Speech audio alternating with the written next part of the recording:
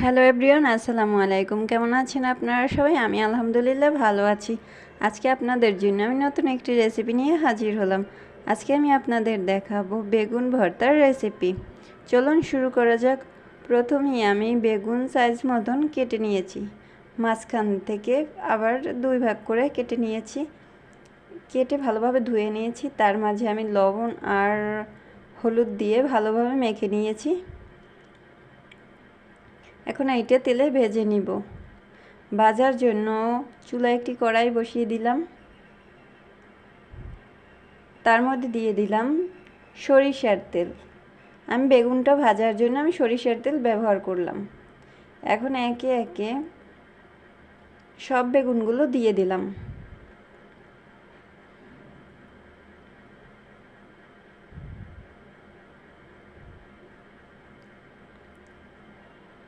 আমার এই রেসিপিটি ভালো লাগলে অবশ্যই চ্যানেলটি সাবস্ক্রাইব করে দেবেন। আর ফেসবুক পেজ থেকে দেখে থাকলে অবশ্যই একটি ফলো দিয়ে দেবেন। লাইক, কমেন্ট, শেয়ার দিয়ে পাশেই থাকবেন।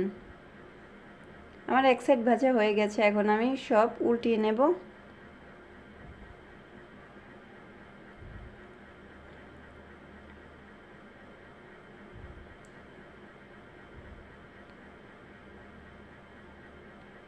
এক পাশ আমার ভালোভাবে সিদ্ধ হয়ে গেছে। এখন আমি অপর সাইড ভেজে নিব।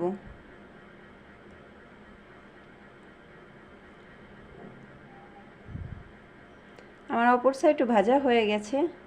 এখন একটু ভালোভাবে নাড়িয়ে চাড়িয়ে নিব, নিয়ে উঠাবো। এই পাশে আমি দিয়ে দিলাম পেঁয়াজ কুচি আর ধনিয়া পাতা কুচি।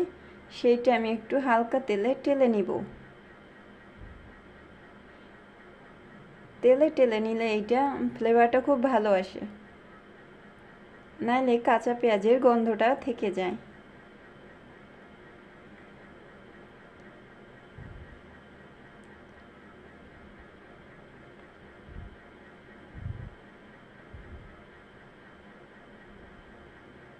এইটা ভালোভাবে টেলে নেওয়ার পর এটা আমি উঠিয়ে নেব। একটা শিলপাটার সাহায্যে আমি সবগুলো একসাথে নিয়ে নিলাম। বেগুন আর পেঁয়াজ আর ধনিয়া পাতা কুচি এই তিন আইটেম একসাথে আমি শিলপাটায় পিষে নিলাম। তার মধ্যে দিয়ে দিলাম শুকনো মরিচ, সেইটা আগেই গুঁড়ো করে রেখেছিলাম, সেইটা দিয়ে দিলাম। তার মধ্যে দিয়ে দিলাম লবণ। লবণের পরিমাপটা একটু আপনারা বুঝে শুনে দেবেন, কারণ ভাজার সময় আমি লবণটা ব্যবহার করেছিলাম। এখন হাতের সাহায্যে ভালোভাবে মথে নেব।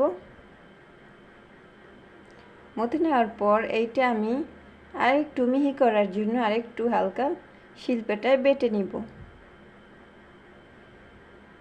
ব্যাস হয়ে গেল আমার বেগুন ভর্তার রেসিপি। ভালো থাকবেন সবাই। Bye bye.